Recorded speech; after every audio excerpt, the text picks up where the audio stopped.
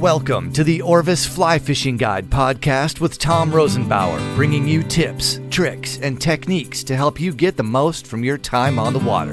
Here's acclaimed fly fishing author and lifelong fly fishing enthusiast, Tom Rosenbauer. Welcome to the Orvis Fly Fishing Guide podcast, where in the next 15 minutes, without visual aids, I'm going to teach you how to become an expert fly caster.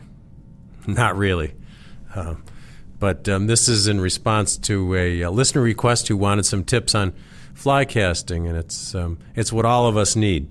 Even those of us that have been doing this for 40 years need tips on our fly casting. I know I do.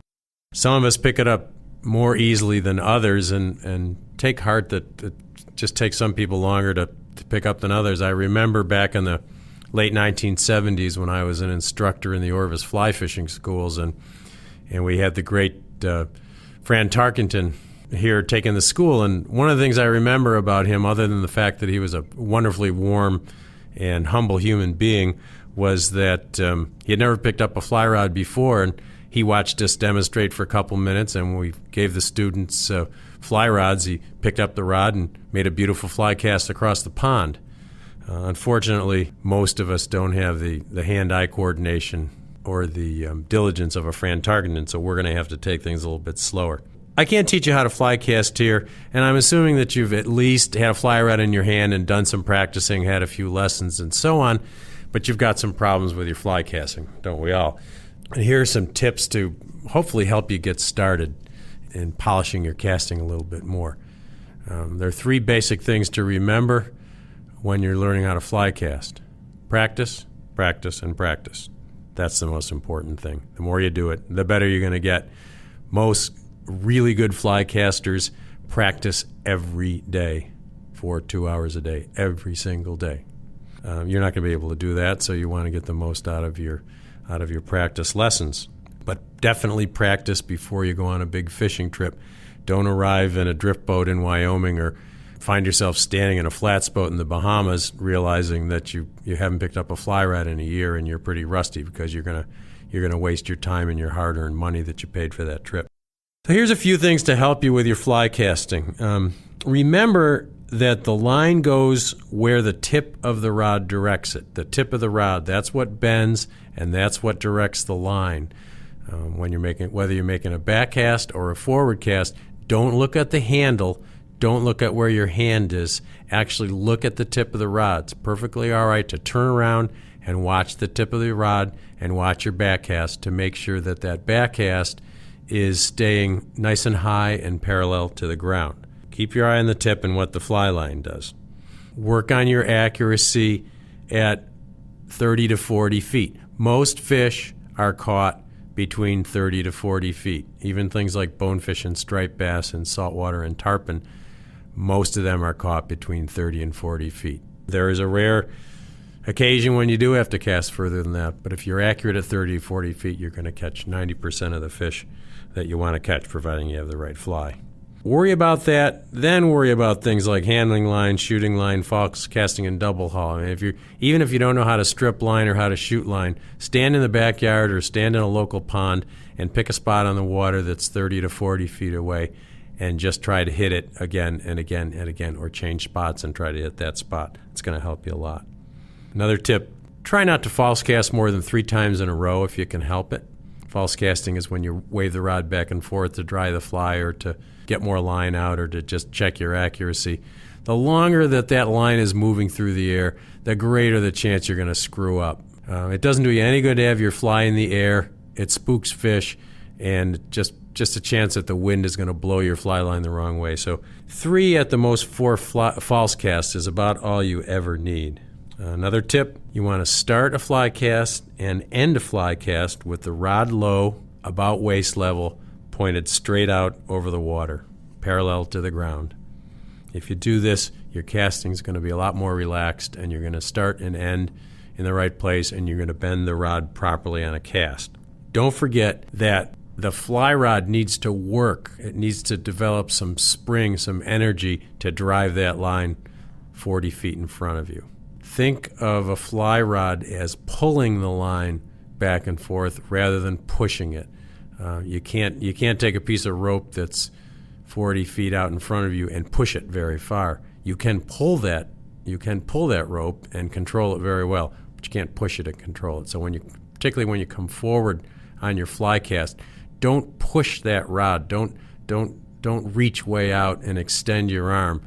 Just pull the rod forward and let the line loop over the tip of the rod over your head. One of the things I find a lot of people have trouble with is getting enough punch into their back cast and forward cast. They know the motions, they know where to start and stop with the rod tip, but they're not putting the energy into the right place. And the little bits of energy you give the fly rod in the right place give your cast that punch and that energy.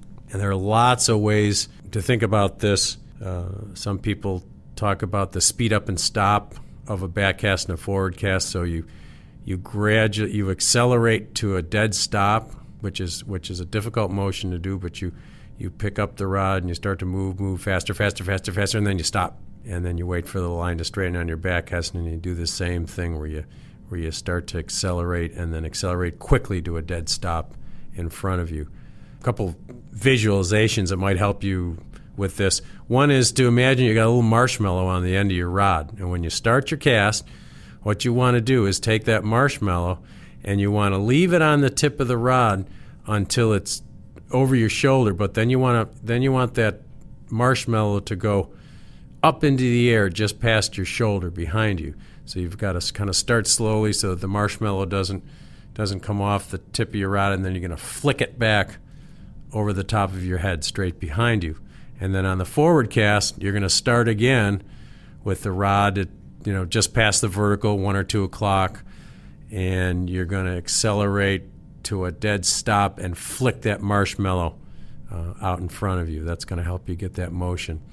Another thing on the forward cast especially is to go back to your childhood days when you were playing cops and robbers, and you had a gun, and imagine that you make a gun with your hand where you've got the trigger and the barrel, and the barrel's going to be pointed back over your shoulder at about 1 o'clock, and what you do is take that gun and bring it down to waist level and go bang, just like you're shooting somebody. Bang, bang. That's the motion you want. Another way to remember it is imagine that you've got a hammer in your hand and you want to pound a nail that's in a wall straight in front of you about a foot and a half away. So you go bang, bang with the hammer. That kind of motion is going to get you that acceleration to a dead stop. So put those in your mind when you're making a forward cast. Final casting tip is just to remember always to feel the line loading the rod. If that rod, and you've spent a couple $100 for that rod, maybe more, you don't want to treat it like a broomstick, because you can buy a broomstick for $10. That rod has been designed to bend in a very, very particular way, and that's why it costs so much money, because the rod needs to bend exactly the way the rod designer wanted it to, and then it's got to come to a dead stop without wiggling around. It has to damp very quickly. So when you're casting that rod, just imagine, make sure that you feel the line bending the tip of the rod, and often just thinking that way is going to help you with your fly casting. My advice for you is to go out and practice. Find a patient mentor to help you with it. Look on the web. There are resources on the web to help you learn how to fly cast. We have 3 publications available on our website. One is the Orvis Fly Casting Guide by Tom Deck, which is a large, very complete book on fly casting. We also have the Orvis Streamside Guide to Fly Casting, which is a pocket-sized book that you can actually carry with you, also by Tom Deck. And then we have an Orvis Guide to Fly Casting DVD where you can see these things in motion. So all those are available at Orvis.com in the fly fishing section under books. So I hope these few tips are going to help your fly casting a little bit. If you cast better, you're just going to have more fun out there fly fishing, and that's what it's all about. So thanks for listening, and we'll see you next time. Thank you for listening to the Orvis Fly Fishing Guide podcast with Tom Rosenbauer. Since 1856, anglers worldwide have counted on Orvis to help them get the most from their time on the water. To learn more and to shop the world's finest fly fishing gear, including the award-winning zero-gravity Helios rod, visit www.orvis.com/podcast.